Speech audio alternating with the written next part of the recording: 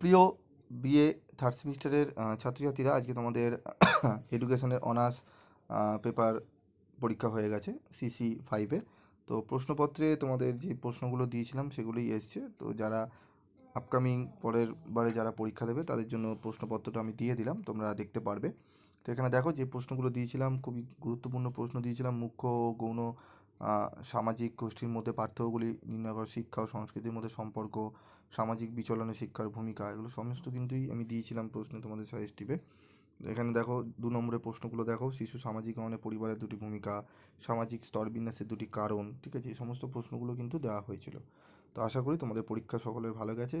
কেমন গেছে তোমরা কমেন্ট বক্সে লিখে অবশ্যই আমাকে জানাবে।